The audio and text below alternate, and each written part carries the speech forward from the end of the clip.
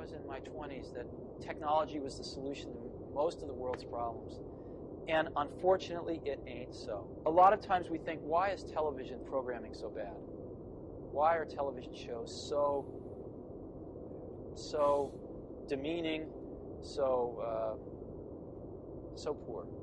And the first thought that occurs to you is, well, there's a conspiracy. That the networks are feeding us this slop because it's cheap to produce, because of this, because of that. It's the networks that are controlling this, and they are feeding us this stuff to try to dumb down the American public. But the truth of the matter, of course, if you study it in any depth, is the networks absolutely want to give people what they want so that they watch the shows. If people wanted something different, they would get it.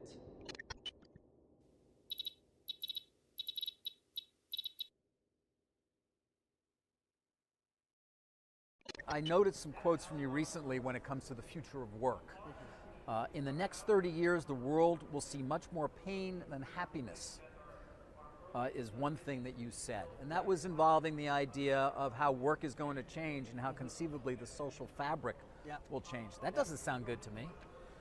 Well, every technology revolution will cause social instability. The first technology revolution, I say, caused World War I. Second technology revolution caused World War II.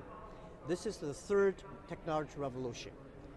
People are already unhappy because a lot of machine learning, artificial intelligence killing a lot of jobs. People start to worry. The background, the education background, if you're not innovative enough, if you're not like a creative enough, your job will be taken away by a lot of machines. And we have to prepare now, because next 30 years is going to be painful. It's going to be painful. Very painful. People do love technology, but it is a huge distraction. It's a huge distraction. It's so addictive. There is a perception with technology that it can solve all problems. You present it with the data, it will process the data and find some magical solution. Any problem in the world. So we keep giving the technology more of our time, more of ourselves, more of our attention, and of course, more of our data, thinking it can solve all our problems, all our business problems, all our personal problems, all our social problems. So it's becoming like a god that we worship. So we're being attracted, if you like, by the stimulus of the technology. So the technology is stimulating us more personally, mentally, emotionally, than being with another human. So that in itself is a worry. But that's another distraction. So we're getting more addicted, more distracted, and thinking, oh, there's more software, and there's more apps, and there's more this, and there's more that. And you just keep putting it and putting it and putting it. And what's happening? Well, the underlying thing of what's happening is we do believe that technology can solve all problems. But the way it will do that is we will merge with the technology. The technology is going to embed itself inside us. And that's called the concept of singularity. So the microprocessor inside a smartphone or an iPad or a laptop will match the human brain in processing power, not thinking, processing power by 2023. So every processor in every device will be the same horsepower as my head by 2023. Okay, so you go, wow. Okay, so what? Big deal. But by 2045, every processor in every device will match the human race. Every single device will have the processing power of the human race.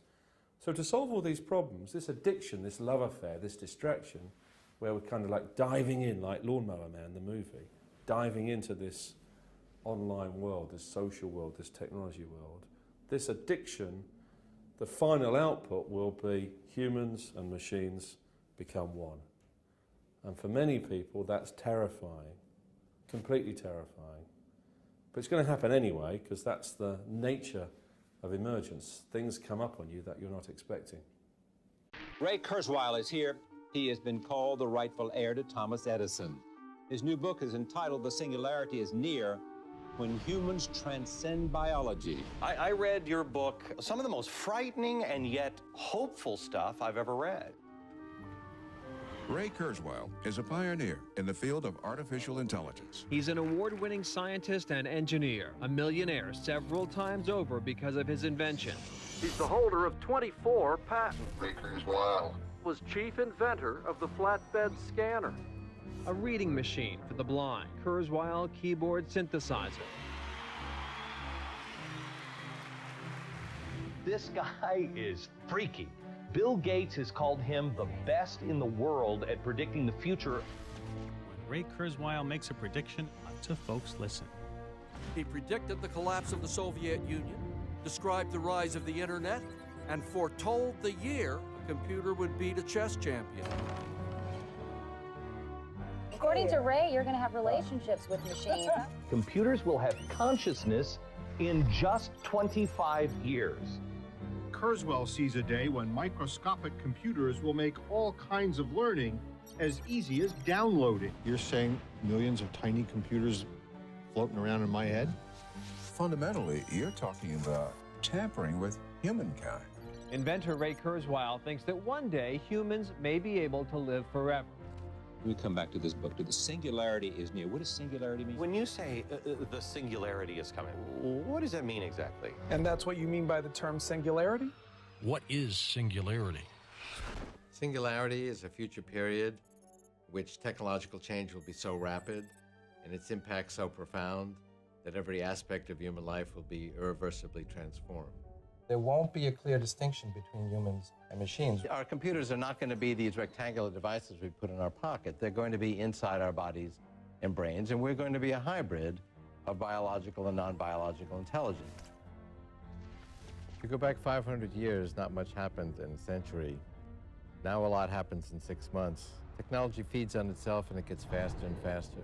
In about 40 years, the pace of change is going to be so astonishingly quick that you won't be able to follow it unless you enhance your own intelligence by merging with the intelligent technology we're creating. So that's such a profound transformation that we've borrowed this metaphor from physics and call that a singularity.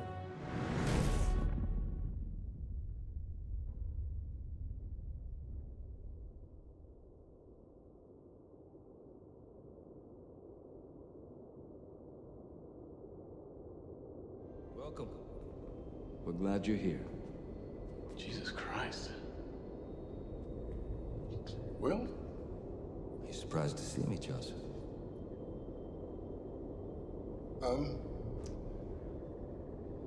That depends. On what? Can you prove you're self-aware? That's a difficult question, Dr. Tag. Can you prove that you are?